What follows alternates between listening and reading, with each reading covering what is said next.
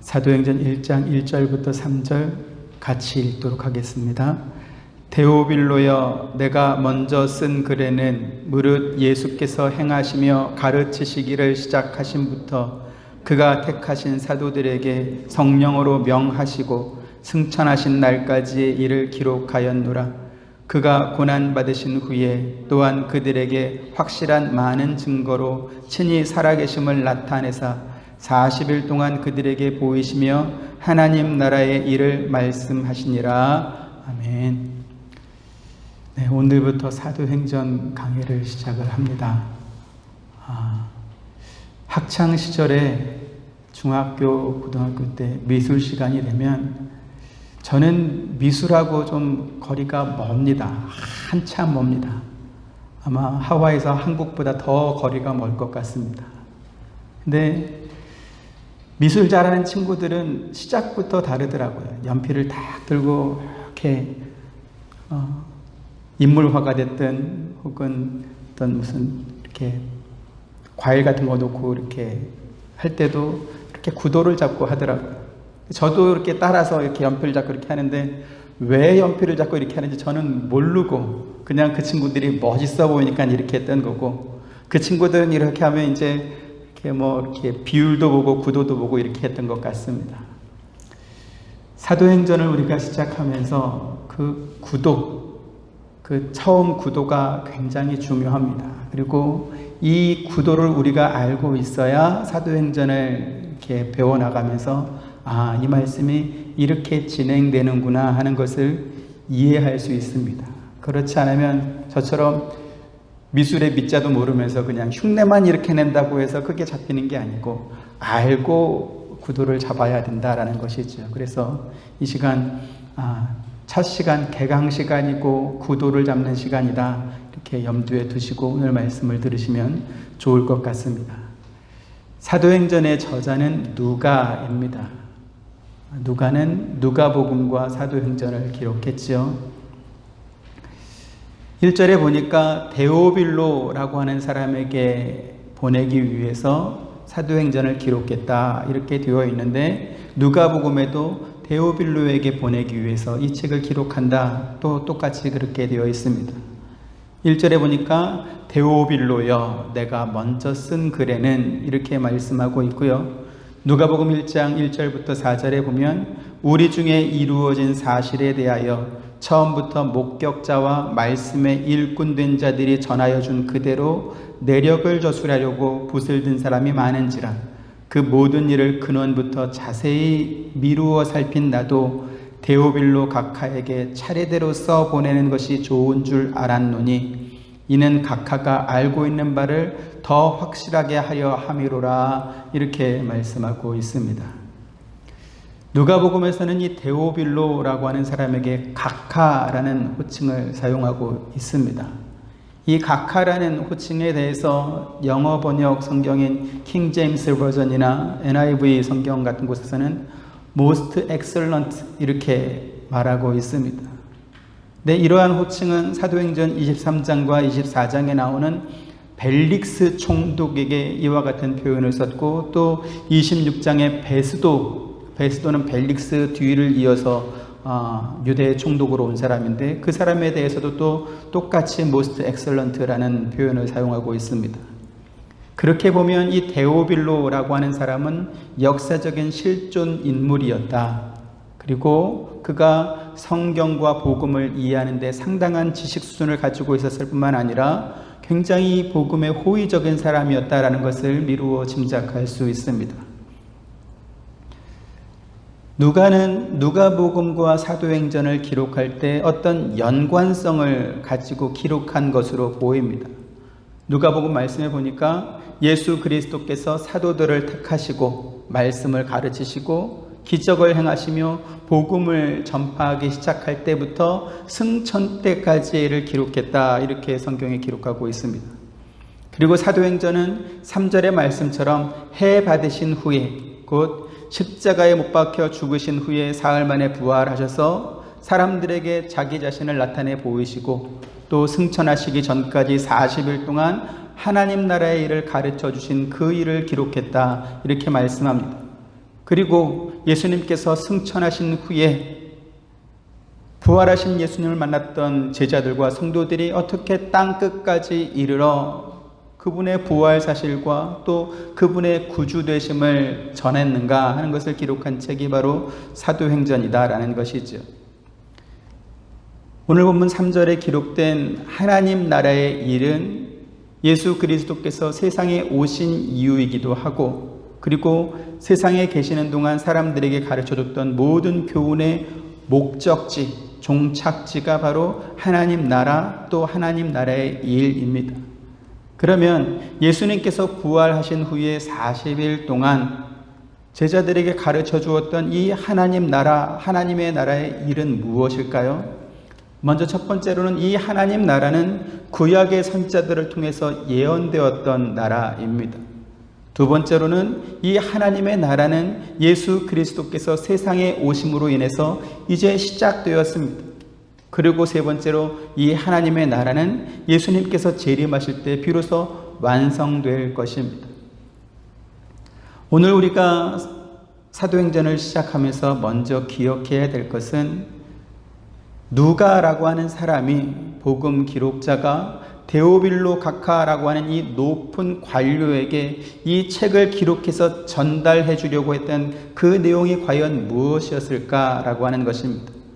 그리고 동시에 이것은 이 성경을 읽는 모든 사람들이 예수 그리스도께서 친히 하나님 나라와 하나님 나라의 일, 이 복음에 관하여서 우리에게 알려주려고 하는 내용이 무언가라는 것이지. 여러분들은 사도행전 그러면 어떤 일들이 떠오르십니까? 사도행전 그랬을 때 뭐가 이렇게, 어떤 기사가 여러분 마음에 다가오십니까? 가장 첫 번째로 만나게 되는 사건은 아마 예수님의 승천 사건일 것입니다. 많은 사람들 앞에서 예수님께서 하늘로 승천하시죠. 그 다음에 어떤 일이 있었을까요? 마가의 다락방에 성령이 임하시는 것입니다. 그곳에 있던 많은 사람들이 방언을 하기 시작하고 바깥으로 나가서 설교를 할 때에 각 나라, 각 지방에서 어떤 사람들이 자기 언어로 알아듣고 복음을 영접하는 그러한 사건도 있죠. 또 뭐가 있죠? 베드로가 설교할 때 3,000명씩 회개하고 돌아오는 그러한 일도 있었고, 베드로와 요한이 성전에 올라가면서 날 때부터 안진뱅이 된 사람을 일으켜 세우는 그러한 기적도 있습니다. 스데반이 복음을 전하다가 돌에 맞아 순교한 사건도 있고, 또 사도 바울이라고 하는 사람이 호련히 등장해서 이제 그 복음 사역을 감당하게 되는 그러한 일들도 있습니다. 그러면 누가는 이러한 사건들을 어떠한 관점에서 기록했을까라고 하는 것이죠. 누가가 사도행전에 그와 같은 많은 일들을 기록한 것은 그 같은 사건의 기록과 그와 같은 기적들이 하나님을 열심히 믿는 어떤 믿음 좋은 사람들이 행했던 승리의 업적을 기록으로 남기기 위해서 이 사도행전을 쓴 것이 아니다라는 것을 우리가 염두에 두어야 됩니다. 앞서 누가복음 1장 2절에 처음부터 목격자와 말씀에 일꾼된 자들이 전하여 준 그대로 내력을 저술하려고 붓을 든 사람이 많은지라 이렇게 말씀하고 있습니다. 예수님 당시에 예수님이 하신 그 사역과 그 복음 전하는 것을 목격하고 들었던 많은 사람들이 있었고, 또 그 말씀을 들으면서 말씀의 일꾼이 된 사람들이 있었습니다. 그리고 그에 관련한 내용들을 기록하려고 붓을 들었다, 우리나라 표현으로 붓이고 펜을 든 사람들이 또 많았던 것이죠. 누가복음은 예수님께서 기적을 행하시고 가르치기 시작한 때부터 그의 택하신 사도들에게 성령으로 명하시고 승천하실 때까지의 일을 기록한 것입니다. 그런데 사도행전은 주님께서 고난받으신 후에 예수님께서 제자들에게 가르쳐 주셨던 이 하나님 나라의 일에 대해서 그것이 무엇인지 가르쳐 주려고 기록한 책이죠. 오늘 본문 3절에 그가 고난받으신 후에 또한 그들에게 확실한 많은 증거로 친히 살아계심을 나타내서 40일 동안 그들에게 보이시며 하나님 나라의 일을 말씀하시니라. 이 말씀이 굉장히 중요합니다. 이 말씀을 보시면 예수님께서 죽음을 이기고 부활하시고 하늘에 승천하셨으니 이제 그것으로 끝났다 이렇게 말씀하는 것이 아니고, 예수님의 부활 사건과 하늘에 오르신 그 승천의 사건은 하나님 나라의 일을 설명하기 위한 어떤 하나의 과정으로 지금 등장하고 있다라는 것이죠. 다시 말씀드려서 예수님의 고난받으심, 즉 십자가의 죽으심과 부활하심, 그리고 이제 제자들에게 하나님 나라의 일을 가르치시고 승천하시는 이것이 기독교 복음의 끝이 아니고, 이제 그것을 시작으로 해서 하나님께서 이루어 가실 하나님의 나라의 일이 있다라고 하는 것입니다. 그리고 하나님께서는 그 하나님 나라의 일을 사도들을 세워서 전하도록 하시고, 또 그들을 통해서 복음을 듣고 성도가 된 사람들이 교회를 이루어서 하나님 나라를 이루어 가기를 원하셨다. 그것을 기록한 책이 사도행전이다라는 것입니다. 기독교 복음은 내가 복음을 영접하고 하나님의 자녀가 되었으니 이제 무엇이든지 전능하신 하나님께 기도만 하면 하나님께서 다 들어주신다, 여기에 머무르는 것이 아닙니다. 물론 기독교 복음 안에 그와 같은 요소가 분명히 있기는 있습니다. 하지만 성경이 말하는 기독교는 뭐죠? 전능하신 하나님이 계시고 그 하나님께서 세상을 창조하셔서 그 창조한 세상을 하나님의 모양과 형상으로 만든 사람에게 주셨다라는 것입니다. 그런데 그 하나님의 사랑과 그 하나님의 어떤 은혜를 입은 사람이 하나님의 이 사랑과 은혜를 망각하고 죄를 범하여서 타락하고 말았죠. 이 죄범한 인생을 구원하기 위해서 하나님께서 그 아들 예수 그리스도를 세상에 보내시는 것입니다. 그리고 그 예수께서 인간의 죄를 대신 담당하시고 구원과 부활과 영원한 천국을 인간에게 주셨습니다. 그리고 그와 같은 사실, 즉 죄에서 해방되어 영원한 복을 받게 되는 이 일을 사람들을 통해서 전하게 하시고, 또 구원받을 사람들을 불러 모으는 이 일에 사도들과 복음을 들은 성도들을 불러서 사용하셨다라는 것입니다. 이거는 그냥 듣고 지나칠 그런 쉬운 내용이 아닙니다. 굉장히 놀라운 사건이죠. 하나님께서 당신의 나라를 세우시고 그 나라를 계획하시고, 그리고 당신의 아들 예수 그리스도를 통하여서 완성하신 이 구원의 사역을 성령이나 성령의 직접적인 사역이나 아니면 천사들을 동원해서 신비적인 방법으로 하나님 나라를 소개하게 하시고 당신의 백성을 불러 모은 것이 아니고 교회를 통해서 이루어가길 원하셨다라는 것입니다. 좀 더 구체적으로 말씀을 드리면 교회 안에 성도들, 우리와 같은 성도들을 통해서 그 하나님 나라를 이루어가길 원하셨다라는 것입니다.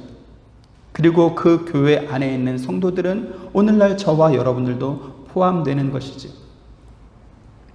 만약 우리의 신앙이 내가 구원받아서 하나님의 자녀가 되었다, 전능하신 하나님이 우리의 아버지이시니 이제 무엇인지 구하면 다 이루어 주신다, 여기에 우리의 신앙이 머물러 있게 되면 우리 신앙의 목적지는 이 세상이 될 가능성이 훨씬 더 높습니다. 실제로 교회마다 성도들이 가진 기도의 제목이나 마음의 소원이 무엇입니까? 세상에서 잘 되는 것입니다. 세상에서 복 받는 것입니다.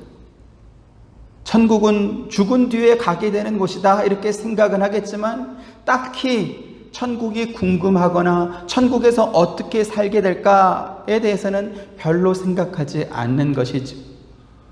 심지어 요즘은요, 하나님 나라는 어떤 곳이냐? 하나님의 나라는 하나님이 통치하는 나라이다. 그러면 하나님께서는 천국에서만 통치하고 세상에서는 통치하지 않냐? 세상은 하나님이 통치합니까? 통치 안 합니까?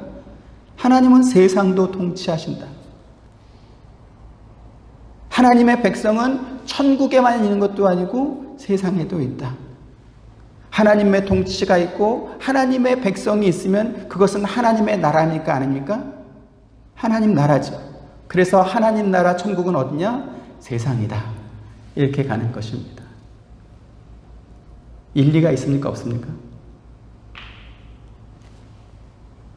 하나님의 나라는 하나님의 통치가 있는 곳이고, 또 하나님의 통치를 받는 하나님의 백성이 있는 곳이 하나님의 나라이고, 그 나라는 천국이죠.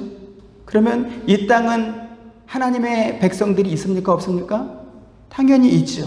이 땅도 하나님이 통치합니까? 안 합니까? 하나님도 통치하시죠. 그러니까 이 땅도 천국이다. 말은 그럴듯해 보이는데, 그런데 이것은 복음입니까? 복음이 아닙니까? 이건 복음이 아닙니다. 마치 이런 것과 같죠. 인간은 포유류이다. 원숭이도 포유류다. 그러니까 인간은 원수입니다. 말이 됩니까? 안 됩니까?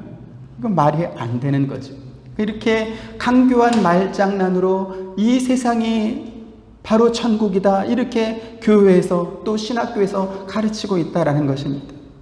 성경은요, 끊임없이 우리 앞에 새 하늘과 새 땅이 있다, 그 땅이 예비되어 있다, 이렇게 말씀합니다.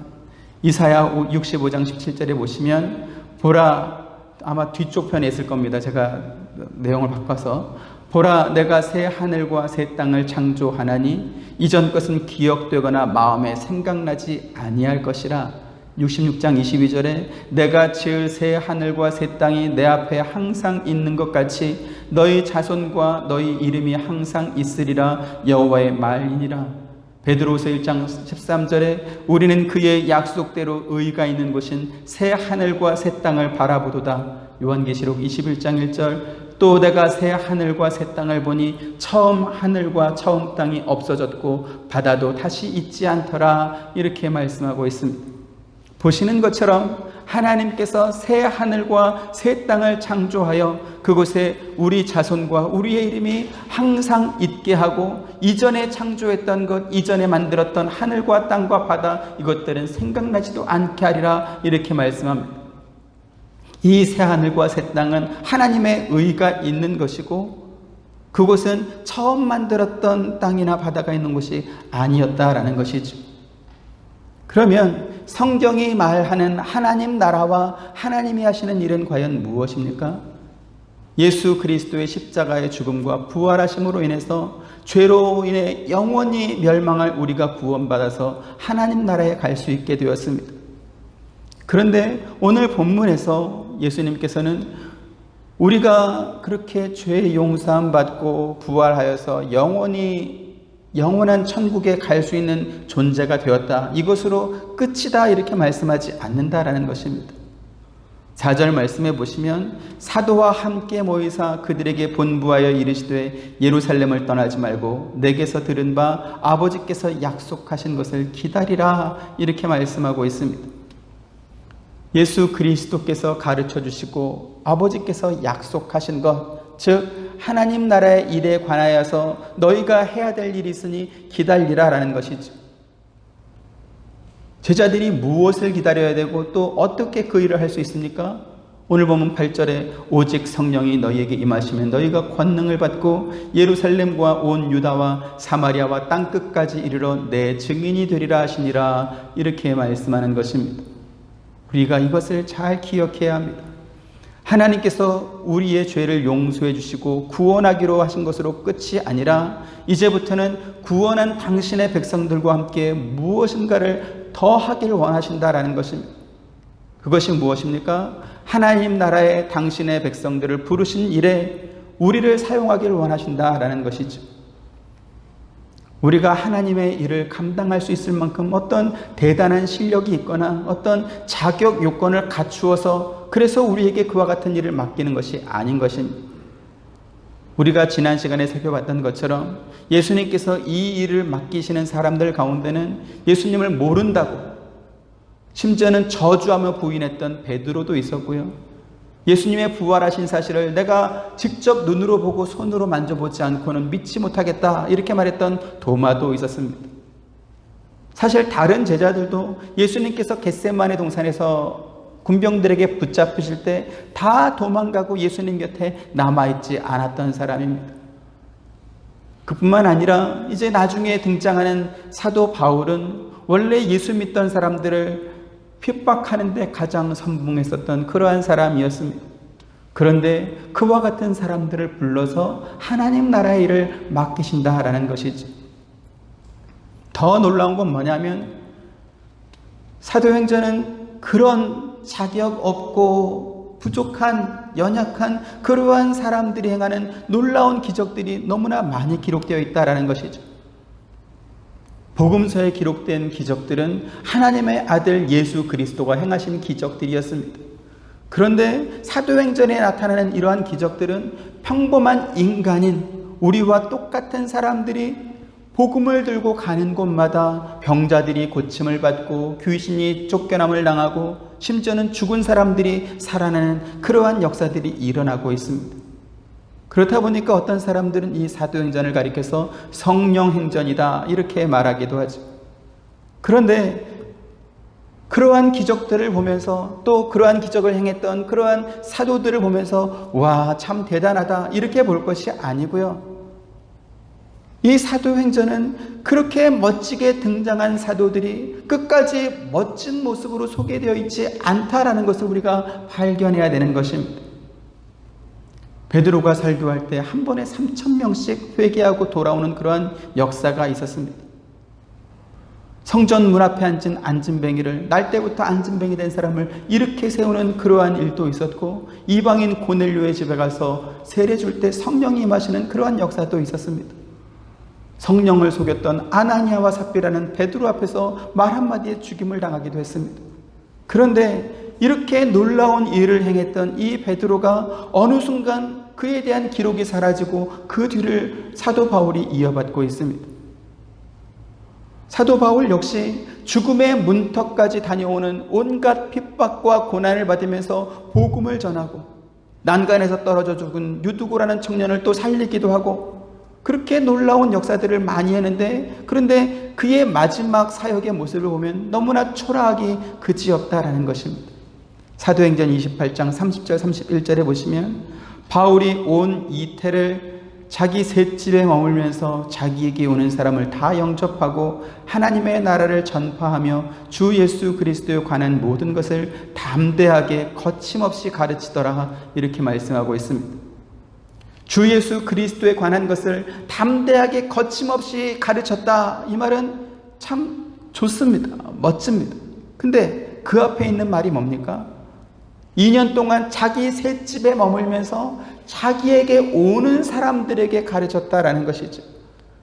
성전에 가서 외치며 가르쳤다. 회당의 사람들을 몇천 명씩 모아놓고 가르쳤다 이게 아니고 자기 셋집에서 그것도 찾아오는 사람에게 가르쳤는데 근데 모르게 담대하고 거침이 없이 가르쳤다. 이런 앞뒤가 안 맞는 것 같은 그러한 말을 하고 있습니까?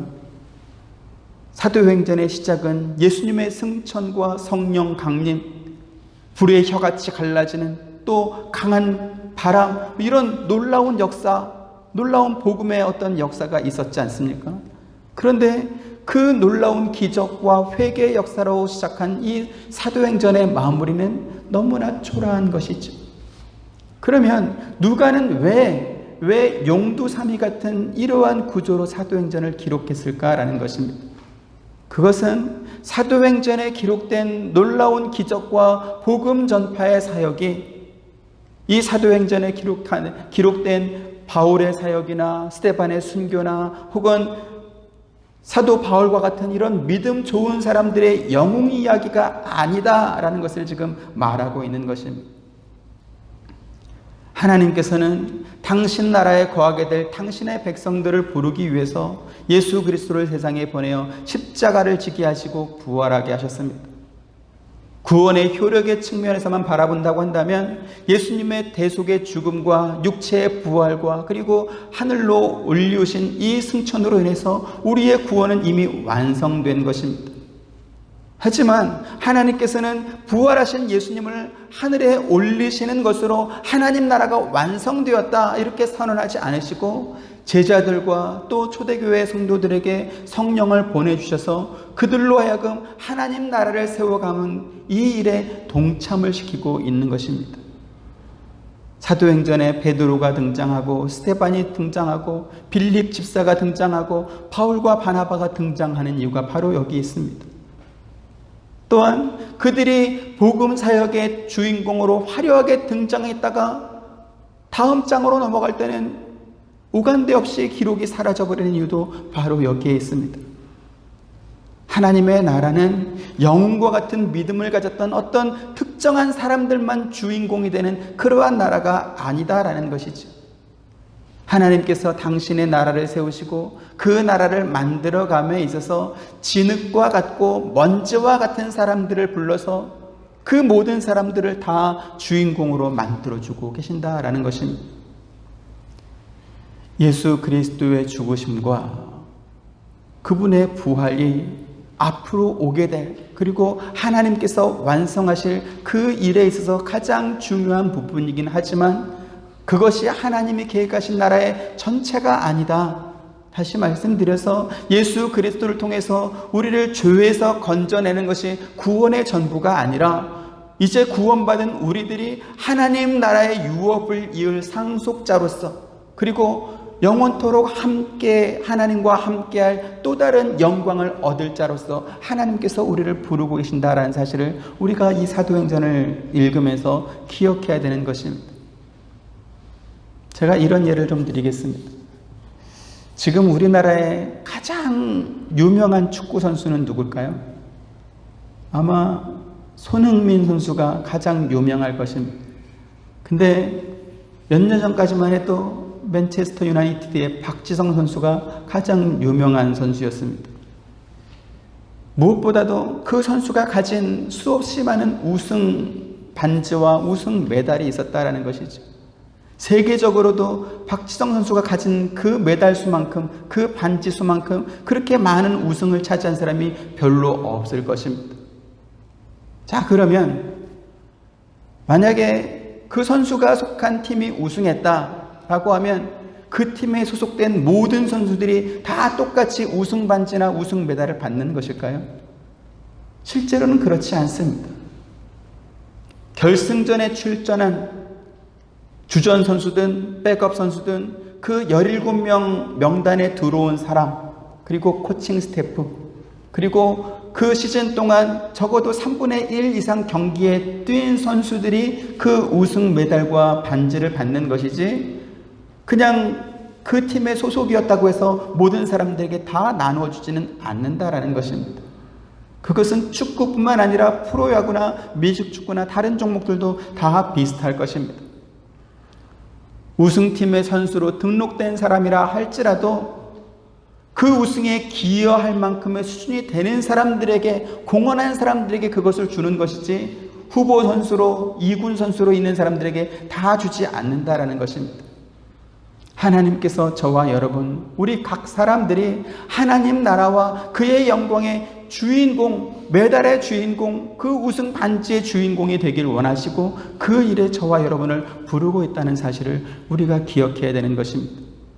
그런데 그 일은 우리 개개인의 역량과 능력으로 감당하게 되는 그러한 것이 아니고 하나님께서 성령을 우리에게 보내주셔서 그분을 힘입어서 우리로 감당하게 하신다라는 것입니다. 그리고 그 모델로 등장하는 사람들이 바로 베드로, 스데반, 바울, 빌립, 이와 같은 사람들인 것이죠. 여러분, 우리가 무엇을 잘하면 하나님 나라에 가서 베드로, 스데반, 사도 바울과 같은 사람과 이렇게 나란히 있을 수 있겠습니까? 생각해 보셨습니까? 여러분이 만약에 하나님 나라에 가게 되면 내가 베드로와 견줄 수 있다, 사도 바울과 견줄 수 있다, 이런 생각 해 보셨습니까? 못했습니까? 아마 감히 내가 어떻게, 이런 생각이 들지 않겠습니까? 그런데 우리 힘으로 할 수 없는 이것을 하나님께서 할 수 있도록 해주신다라는 것입니다. 디모데전서 1장 11절부터 14절 같이 한번 보시죠. 시작. 이 교훈은 내게 맡기신 바 복되신 하나님의 영광의 복음을 따름이니라.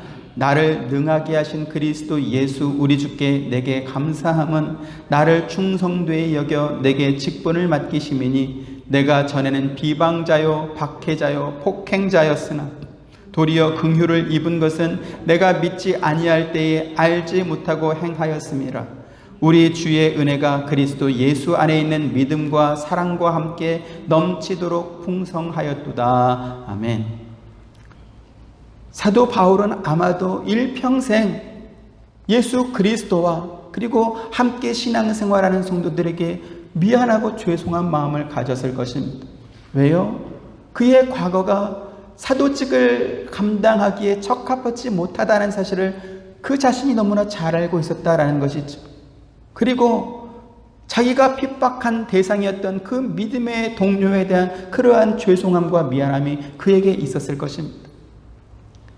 예수를 핍박했던 바울이 무슨 자격이 있어서 복음 전하는 사도가 될 수 있었겠습니까? 그런데 10절 말씀처럼 하나님께서 그에게 복음 전하는 일을 맡기셨습니다. 그리고 이 바울은 하나님의 뜻에 순종했죠. 그 바울에게 능력 주신 이는 예수 그리스도이십니다. 그리고 예수 그리스도께서는 이 바울의 순종을 충성되게 여기셨다라는 것입니다. 바울이 비록 예전에는 비방자요, 박해자요, 폭행자였지만 그러나 그것은 전혀 중요하지 않더라는 것입니다. 그때는 바울이 알지 못해서 했던 것이고 이제는 주 예수의 은혜가 또 그 예수 안에서 믿음과 사랑과 함께 풍성이 넘치도록 바울 안에 있는 것입니다. 그리고 그 은혜로 말미암아 이제 바울이 이 사도행전의 복음의 주인공으로 화려하게 등장하게 되는 그러한 이유이기도 합니다. 그러면 하나님께서는 예수 그리스도께서는 바울만 특별히 사랑해서 그래서 바울의 과거야 어쨌든지 간에 그를 이렇게 주인공으로 등장시키는 것입니까? 그렇지 않다라는 것입니다. 오늘날 저와 여러분에게도 똑같이 하나님께서 이 은혜와 이 사랑과 이 기회를 주고 있다라는 것입니다. 우리도 전에는 자기 욕심을 따라 살았고 자기 자신을 위해 살았습니다. 하지만 그리스도 예수 안에 있는 복음의 은혜가 우리를 하나님 앞으로 이끌어 왔습니다. 그리고 이제 우리에게도 이 하나님의 뜻을 가르쳐주고 있다는 것입니다. 그것이 무엇입니까? 하나님의 나라와 그의 영광에 참여하겠느냐라고 하는 것입니다. 하나님께서 저와 여러분을 그 약속된 하나님 나라에 단지 들어가기만 할 그러한 사람으로 부르시는 것이 아니라 그 땅의 주인공으로 우승반지를 낀 레전드로 그 영광을 함께 누릴 사람으로 우리를 부르고 있는 것입니다. 그리고 그 영광은 앞서 사도 바울이 고백했던 바와 같이 우리에게 어떤 특별한 능력이나 자격이 있어서 되는 것이 아니고 하나님께서 우리를 능력 있는 자로 인정해 주셔서 되는 것입니다. 하나님께서 너 충분하다, 괜찮다, 하나님이 그렇게 여겨주셔서 우리가 할 수 있게 되는 것입니다. 이런 은혜가 세상에 어디 있겠습니까? 그래서 이 은혜를 깨달은 바울이 빌립보서 1장에서 이렇게 고백하고 있는 것입니다. 빌립보서 1장 20절부터 24절 또 같이 읽습니다. 나의 간절한 기대와 소망을 따라 아무 일에든지 부끄러워하지 아니하고 지금도 전과 같이 온전히 담대하여 살든지 죽든지 내 몸에서 그리스도가 존귀하게 되게 하려 하나니 이는 내게 사는 것이 그리스도니 죽는 것도 유익함이라. 그러나 만일 육신으로 사는 이것이 내 일의 열매일진데 무엇을 택해야 할는지 나는 알지 못하노라. 내가 그 둘 사이에 끼었으니 차라리 세상을 떠나서 그리스도와 함께 있는 것이 훨씬 더 좋은 일이라. 그렇게 하고 싶으나 내가 육신으로 있는 것이 너희를 위하여 더 유익하리라. 아멘. 바울이 원하는 것은 무엇입니까? 차라리 세상을 떠나서 그리스도와 함께 있는 것입니다. 하지만 그럼에도 불구하고 바울이 세상에 남아서 전과 같이 온전히 담대하여 살든지 죽든지 그의 몸 안에서 그리스도가 온전히 존귀하게 되게 하며 살게 사는 이 이유는 무엇이죠? 그것은 그가 육신으로 살아있는 것이 함께 신앙생활하는 다른 성도들에게 유익하기 때문에 그렇게 하고 있는 것입니다. 지난 시간에 우리가 살펴봤던 요한복음 21장에서 예수님께서 베드로에게 하신 말씀에 빗대어서 우리가 다시 한번 생각해 보면 팔을 벌리고 남이 그에게 띠를 띄워서 원치 않는 곳으로 데려가는 그러한 삶을 사도 바울이 살았다라는 것입니다. 우리가 생각하는 하나님께 영광은 무엇입니까? 하나님도 잘 되고 나도 잘 되는 것입니다. 꼭 먹고 알 먹고 도랑치고 가지 잡고 마당 쓸고 동 죽고 이러한 것을 우리가 기대하고 이러한 것들을 생각하죠. 하지만 사도행전에 나타난 그리고 또 성경에 나타난 가르침은 무엇입니까? 그런 식의 영광은 별로 많이 소개되고 있지 않습니다. 오히려 하나님을 위하여 하나님의 영광을 위하여서 복음을 전하다가 죽도록 매를 맞았다, 감옥에 갇히게 되었다, 목뱀을 당하여서 죽었다, 이러한 내용들로 가득한 것입니다. 그런데 그와 같은 핍박을 당하고 그와 같은 어떤 고초를 당했던 성도들의 신앙 자세는 어떤 것입니까? 그들이 주의 이름을 위하여서 능욕받는 일에 합당한 자로 사용된 것에 대해서 기뻐했다라고 성경은 말하고 있습니다. 사도행전 5장 40절 41절 또 같이 봅니다. 그들이 옳게 여겨 사도들을 불러들여 채찍질하며 예수의 이름으로 말하는 것을 금하고 놓으니 사도들은 그 이름을 위하여 능욕받는 일에 합당한 자로 여기심을 기뻐하면서 공회 앞을 떠나니라 이랬습니다. 하나님께서 우리를 위해서 하나님 나라를 준비하고 계시는데 단지 우리를 그 나라의 일원으로 들어갈 수만 있는 어떤 입장권 가진 사람으로만 부르신 것이 아니고 자격 없고 능력 없는 우리들을 불러서 그 복된 나라를 세워감에 있어서 주전선수로 우승반지를 낀 레전드로 우리를 부르길 원하신다라는 것입니다. 그리고 그 명단에 오늘 저와 여러분들의 이름이 있는 줄 믿으시길 바랍니다. 여러분, 우승할 수 있는 팀의 선수는 아무나 됩니까? 그렇지 않습니다. 남보다 뛰어난 능력이 있어야 될 뿐만 아니라 그 사람들이 받는 훈련은 다른 팀보다 훨씬 더 혹독하고 어려울 수 있을 것입니다. 그래서 로마서 8장 18절에 바울이 이렇게 말합니다. 생각하건대 현재의 고난은 장차 우리에게 나타날 영광과 비교할 수 없도다. 이렇게 말합니다. 장차 우리에게 나타날 영광과 비교한다면 현재 고난 정도는 이거는 우스운 거다, 이건 별것 아니다라는 것이죠. 이 로마서를 기록한 바울의 시대와 비교한다면 현재 우리들은 고난이라고 말할 것도 없는 시대를 우리가 살아가고 있습니다. 그러면 그때만큼 우리가 고난받을 일이 없기 때문에 우리가 하나님과 더 가깝고 하나님 나라를 위해서 우리가 더 많은 일을 하고 있습니까? 우리가 하나님께 더 잘 순종하고 있습니까? 아니, 장차 우리에게 나타날 그 영광을 기대하는 마음이 우리에게 있기는 할까요? 사도행전을 읽으면서 우리가 끊임없이 자기 자신에게 질문해 봐야 될 것입니다.